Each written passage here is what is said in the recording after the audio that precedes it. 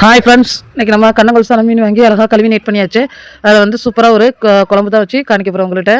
மீனை கழுவி நம்ம தேவையான குழம்புக்கு தேவையான மீன் எடுத்தாச்சு.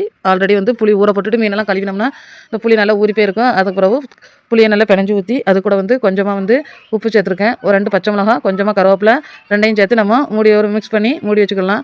அதுக்கப்புறம் இன்றைக்கி கறிக்கு வந்து நம்ம வந்து தேங்காய் வச்சு சேர்த்து குழம்பு வைக்கிறதுல, ஏன்னா நோம்பு டைமில் தேங்காயோடு இந்த மாதிரி குழம்பு வைக்கிறது நல்லா இருக்கும். ஒரு மீடியம் சைஸ் பல்லாரியில் ஒரு 2 எடுத்துக்கிடுங்க. ஒரு மீடியம் சைஸ் தக்காளியில் ஒரு 2 எடுத்து நீல வட்டில் கட் பண்ணிக்கிடுங்க. கொஞ்சமாக எண்ணெய் சேர்த்து 1 ஸ்பூன் போதும் எண்ணெய் சேர்த்து ரெண்டையுமே நல்லா போட்டு நல்லா வதக்கிக்கிடலாம். ஏன்னா அரைக்கிறதுக்குனால கொஞ்சம் பெருசாக இருந்தாலுமே பிரச்சனை கிடையாது. வெங்காயம் தக்காளியும் நல்லா வதங்கின பிறகு அந்த ஆல்ரெடி வந்து குழம்புக்கு நம்ம உப்பு போட்டு ரெடி பண்ணியாச்சு மீனுக்கு. இந்த வெங்காயமும் தக்காளியும் வதங்குறதுக்கு தேவையான கொஞ்சமான உப்பு போட்டிருக்கு, கொஞ்சம் கருவேப்பிலை போட்டிருக்கேன்.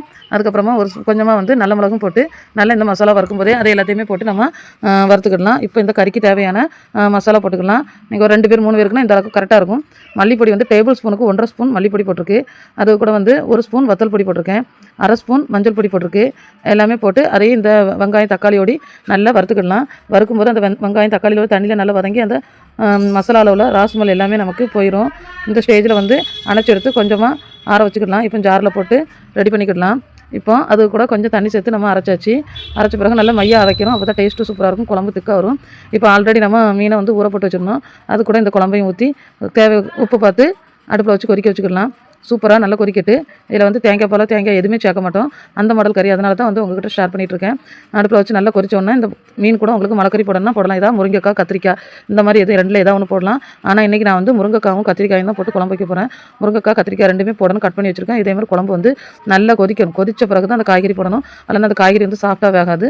குழம்பு நல்லா கொதிச்சாச்சு. இந்த ஸ்டேஜில் வெட்டி வச்சுருந்தா அந்த கத்திரிக்காயும் முருங்கைக்காயும் போட்டு நல்லா கொதிக்க விட்டுக்கலாம்.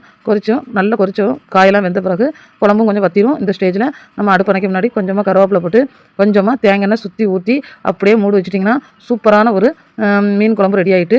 இது வந்து 1 நாள் 2 நாள் 3 நாள் கூட நம்ம பிசாமல் வச்சுக்கலாம். சூடு பண்ணி வச்சிங்கன்னா நீங்கள் 3 நாள் வச்சுக்கலாம். சப்பாத்தி, சோறு, தோசை, இட்லி எல்லாத்துக்குமே இந்த குழம்பு சூப்பராக இருக்கும். அதேமாதிரி அந்த மீன் ஸ்மெல் அந்த வெக்கையெல்லாம் அடிக்காது. அதனால் எத்தனை நேரம் நீங்கள் சாப்பிட்டாலும் அது வந்து உங்களுக்கு அந்த டேஸ்ட் வந்து பிடிக்காமல் இருக்காது. அது கறி வந்து அடுத்த நாள் கடக்க டேஸ்ட்டும் கூடும். ஆனால் நீங்கள் இடையில சூடு பண்ணி வச்சா போதும், ஏன்னா கெட்டு போகாது. தேங்காய் பாலோ எதுவுமே சேரலை. வேலைக்கு போகிறவங்க வீட்டில் வந்து ஒரு 2 பேர் 3 பேர் இருக்காது, 2 நாளைக்கு ஒரு தடவை கறி வைக்கிற மாதிரி உள்ளாலும் இந்த மெத்தில் நீங்கள் கறி வச்சிங்கன்னா குழம்பு சூப்பராக இருக்கும். குழம்பு எல்லா வேலையும் முடிஞ்சு கருவேப்பிலை போட்டு கொஞ்சமாக தேங்காய் ஊற்றி முடிச்சாச்சு.